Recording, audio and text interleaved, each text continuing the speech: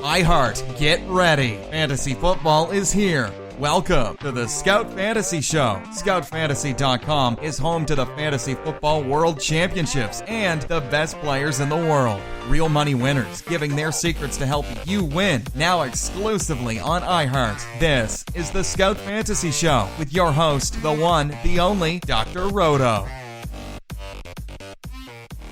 It's Dr. Roto. Get out the insurance cards. Get out the copay. The office is open, my friends. It is time now to hit the New Orleans Saints podcast preview. And when you talk about the Saints, you've got to start with none other than the man and the myth, Drew Brees. Okay? Drew Brees he might be my favorite. I don't know if I could say that. Is he my favorite quarterback in the NFL? I mean, I love Aaron Rodgers, I love Tom Brady, I love Drew Brees. I mean, these are the three best quarterbacks in the NFL. He is just a fantasy god. Listen to these numbers. 5,476 yards, 5,177, 5,162, 4,952, 4,870, 5,208. I mean, these are the numbers that he's putting up every year. 46 TDs, 43, 39, 33, 32, 37. How is that not fantasy gold? I mean, really, how is that not fantasy gold? So, look, if you're one of those guys who likes to take your quarterback early, and there are a lot of you out there, you have my permission to take Aaron Rodgers, Tom Brady, or Drew Brees. I can't knock you. I can't knock you if you do it. It makes perfect sense.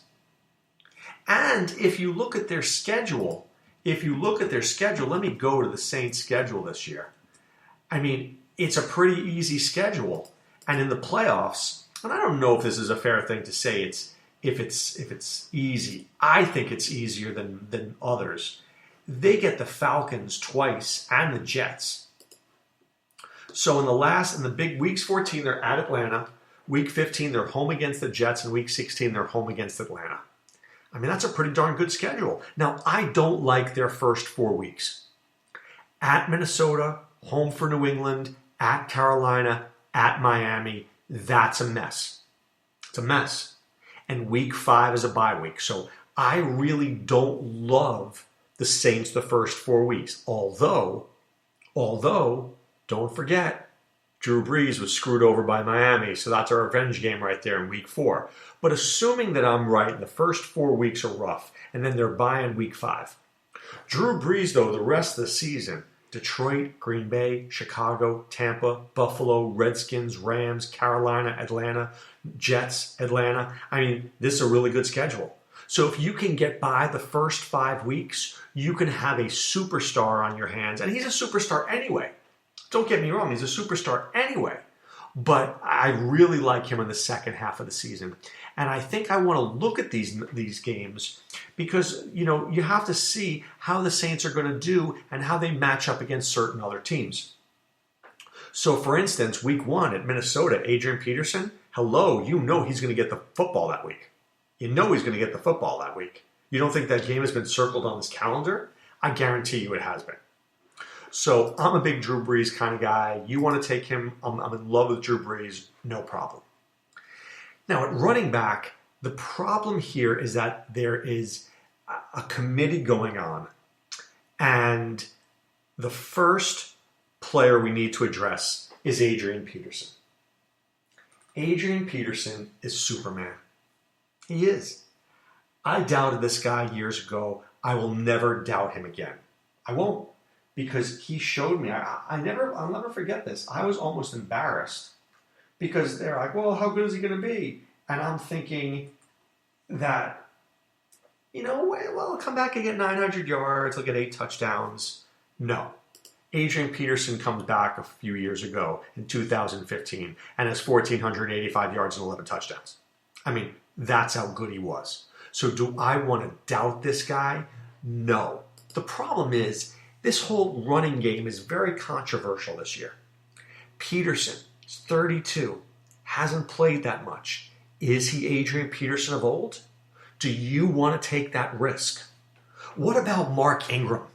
What about Mark Ingram, who, I'm telling you, Sean Payton hates this guy. He hates him because even when he's been good, he doesn't play enough. I mean, last year he only had 205 rushing attempts. I mean, the guy averaged 5 yards per carry. Why didn't he see the ball more often? Seriously. Here, I'm gonna blow your mind here. 12, 9, 15, 18, 16, 16. All right? Then 3, 15, 11, 7, 14, 7, 7. I mean, why isn't he getting more than 7 carries a game? 7 carries for 14 yards in Tampa Bay? 7 carries for 28 yards against Carolina? What's going on here? So a lot of fantasy owners are trying to decide between Ingram and Peterson who is the better guy. When there's such a contrast and such a discrepancy, let me tell you what I do. I avoid the situation. I avoid it. Because I don't want to pick the wrong guy. I don't want to pick the wrong guy, so I avoid the situation. And then let's not forget about a guy named Alvin Kamara, who was really a good running back at the University of Tennessee. Now, what do I like about Kamara? The guy only had 100-yard attempts last year, 103 attempts for 596 yards, 5.8 yards per attempt. But he had 40 receptions. 40 receptions. This guy is an absolute pass catcher out of the backfield. You're telling me that this guy might not play a little bit this year? So between Ingram, Pearson, Kamara, I don't know what's going on here. So I need to avoid this situation in New Orleans. At wide receiver, there are 2 guys I absolutely love and 1 guy that I'm interested in. I love Michael Thomas. I mean, how good was this guy last year? I took him in the 9th round of some draft, and he was arguably a 3rd-round player. 92 receptions, 1,137 yards, 9 touchdowns. I mean, he was magnificent, right? Magnificent. Now, the biggest question I have for Michael Thomas this year is, last year he was a number 3. Right? You had Cooks, you had Snead, you had Thomas. Now you're matching up against the opposing team's number 1 cornerback. Is he going to be the same player? I don't know that answer. That's the tough one. I don't know that answer. I think he will be, and I think he's worth a 2nd-round pick. I don't think I want him in the 1st round, but I have no problem taking him in the 2nd round. I like Michael Thomas a lot. I really do. So he's young. He's got a great quarterback. He plays in a dome and doesn't have to worry about weather. I'm going to take my shot. But I think the guy who I might like more is Willie Snead. Now, do I think that Willie Snead is a better player than Michael Thomas? No. Michael Thomas is the better player. But Michael Thomas is going to go in the 2nd round, and Willie Snead's going to go in round 6 or 7. And I really like the value that I'm going to get in round 6 or 7. Because Willie Snead should have 1,000 yards this year. Guy should have 80 receptions. He is legitimately the number 2 receiver there. Brandon Cooks is gone, and Ted Ginn's not going to catch that many passes. So I think the reason they let Brandon Cooks Roto go in New Orleans was that they knew Michael Thomas was so good, and they really knew that Willie Snead was that good. See, that's how you can let Cooks go, because you trust the other 2 guys there. Then you add Ted Ginn Jr. to the mix, and Ted Ginn, he's a little bit of a weirdo. Because he can't catch, but he can run. He's 32, he can still run. And I think he's really good in a best ball format. He chucked the ball deep to him. You don't think that Drew Brees is going to find Ted Ginn 5 times this year? I think he absolutely does. Unequivocally, he does. So there's a spot for Ted Ginn. And Ted Ginn's presence on the field will help Michael Thomas. It will help Willie Snead. It will help Kobe Fleener, because what happens is that a safety has to cover Ted Ginn, right? You can't double team Thomas and leave Ted Ginn open. And that's probably the best thing that can be said for why Ted Ginn will have a role in this offense this year. So I love Thomas, I love Snead, and I like Ginn. The other interesting player is Kobe Fleener. So let me talk to you about what we call in the industry a post-hype sleeper. So if you're a fantasy baseball guy, you'll know that Jose Berrios and Luis Severino were post-hype sleepers this year. So what do I mean by that? It means that last year they were supposed to be good, but they weren't. So this year it's post-hype. So you go back to these players this year and watch them perform well, which they have. Severino and Berrios have been terrific. So Kobe Fleener comes over, right, from Indianapolis, goes to New Orleans, plays with Drew Brees, and basically lays an egg. 50 catches, 631 yards, 3 touchdowns. Are you kidding me? Arguably, it was a worse season than he had in Indianapolis. But now it's another year in the system, another year with Brees, another year of figuring out the rapport. So I think you can get Coby Fleener as like the 22nd tight end in drafts. You can get this guy in like a 16th or 17th round pick. He's not disgusting. I mean, people liked him as a top 5, top 6 guy last year, mainly because of where he was playing in New Orleans. So right now, I've got to think that Drew Brees will always pass you the ball if you're open. Was Coby Fleener open last year? No. But I think he's going to learn how to be open this year. Right? He's going to learn how to be open this year. So I do like Coby Fleener a lot. And I think he's very, very under the radar. Lastly, I want to talk about Will Lutz. Look, I can't talk up kickers, but I've got 2 real things I look for. Good stadium and good offense. Well, doesn't get better than a dome, and the offense is pretty darn good. So Will Lutz is going to get opportunities. If it's not Will Lutz, I know they brought Patrick Murray there. So let's just see what happens. I kind of like Will Lutz more, but let's see if Patrick Murray can keep the job. He really hasn't kicked in a while, but I think Lutz is the better guy. So do I like the Saints this year? Yes. I love Drew Brees. I love Michael Thomas. I love Willie Snead. I like Coby Fleener. I like Ted Ginn. And then I'm a little worried about the running backs because I just don't know what to expect there. And if I don't know what to expect, that's a problem. See, what I need is predictability. And what do I mean by that? I mean, with predictability, I want to know what these guys are going to do. If I don't have that predictability, I'm in trouble. All right, speaking of trouble, I want you guys to avoid some trouble. And here's some news that came out today. So some guy from the First Coast News named Mike Kay goes, I think Chris Ivory is going to open the season as a short yardage back. Right? And then he says that Fournette, Chris Ivory, and TJ Yeldon are going to split carries early on this season. Have I ever heard of the First Coast News? No, I haven't. And when I see information like this, I take it with a chunk of salt. A chunk of salt. Not a grain of salt, a chunk of salt. Who is Mike Kay? What does he know? Was he just some guy who was out there at practice? What does he know? Does he know what Doug Marrone is going to do? Do you think they spent the number 4 pick on Leonard Fournette to watch TJ Yeldon split carries early on in the season? Now, maybe the argument is, hey, they don't want to run Fournette into the ground right away. I get that. But never forget one thing. Never forget one thing in the NFL. It's your opponent.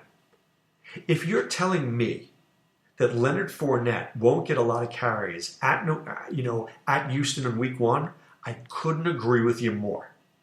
Maybe week 1 is not the week that I bring out Leonard Fournette against J.J. Watt and Clowney. Right? But how about week 2 against Tennessee?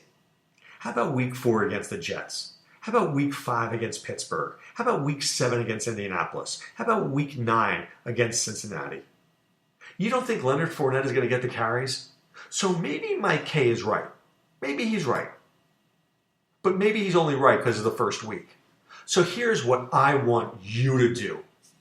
I need you to think this through. Don't just look at a piece of information and say, whoa, this guy wrote it, it must be true. That's not always the case. Just because somebody writes it doesn't make them an authority. And let's assume that Mike Kay was correct. I would agree with that on the first week of the season. But you know what? After playing the Houston Texans, I think Leonard Fournette, when you see that TJ Yeldon does nothing and Chris Ivory does nothing and Fournette gets 10 carries for 42 yards, you know what's going to happen week 2? Leonard Fournette's going to get the football 24 times. So let's use some common sense. Do you think that they're going to use Chris Ivory when they have Leonard Fournette? Really? What is Chris Ivory good for? Nothing. He's a backup. So what I want you to do, don't take every piece of information and say, oh, if somebody wrote it, it must be right. Now, there's some guys I trust more than others, but especially from a dude I've never heard of before. I don't know Mike K. Now, if John McClain said it for the Houston Texans, I might believe him. If D. Orlando Ledbetter said something for the Falcons, I'd be inclined to believe him because these are guys I know well and I've spoken to on the radio and guys that I trust. Mike K., I don't know who Mike K. is, but I know Mike K. might be misleading us, right? He might be misleading us, and that's a big problem because this is fantasy football, and I'm not saying he's trying to mislead us. I'm just saying he might be doing that, right? Here's another piece of information. The Browns wide receivers coach, Al Saunders, praised Duke Johnson. He catches the balls as well as any wide receiver. Now, I love Duke Johnson. I do. I love Duke Johnson. But I also want to take what a position coach says with a grain of salt. There's my salty grain again. I mean, look, what are they going to say? Duke looks like crap and we're going to cut him? They're going to say all the right things. Oh, Duke looks good. He makes plays for us. Sure, in practice, let's see what he does in the games. That's why I like preseason, because I like to see whether the coaches are full of crap or not. Are they following what they say they're going to do, or are they just leading us on? Is Duke Johnson an important part of the offense or not? I think he will be this year, and I like Al Saunders as a position coach. But we don't know for sure. But let me ask you this. Am I more apt to take some beat writer I've never heard of, or am I more apt to take a position coach? I'm always going to take the position coach over the beat writer. Because the position coach is the one who's making the calls, not the beat writer who's just trying to get a little publicity.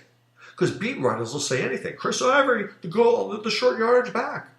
What? What about Leonard Fournette? Oh my God, that's crazy. Let me read this guy. Who is this guy? Mike K. I don't know. I've never heard of Mike K. Now there's a buzz because he misled you. Do you think Al Saunders is trying to mislead you? No. He's saying he likes Duke Johnson and he thinks he's going to be good this year. Bam. So watch where you're getting your info from. Please, I beg you. And when you get this info, hopefully you're getting it from scoutfantasy.com. Be part of the Scout Army. Be part of what we're doing. Get the articles, get the previews, get the podcasts, get the information. Get the advice that we give to help you win a fantasy championship. And then go to playffwc.com. Enter the main event, the Fantasy Football World Championship. Enter the online championship. Enter a starter league. Enter any contest and be part of what we're doing. Best payouts in the industry, best customer service, easy draft rooms. It's as simple as that. You come, you have fun. But right now it's time to put away the insurance cards, put away the copay. The office is closed, my friends. We are back with so much more, trying to give you the information that you need to win your fantasy football leagues. I promise that's what we're going to do. All right, guys, wishing you a great day. Be well and take care. Thanks for listening to the Scout Fantasy Show. There's never been a better time to join the Scout Army. Visit scoutfantasy.com. Use the promo ROTO for 2 months free. And don't forget, fantasy players, please thumbs up the podcast on the iHeart app. See you next time. Go Scouts!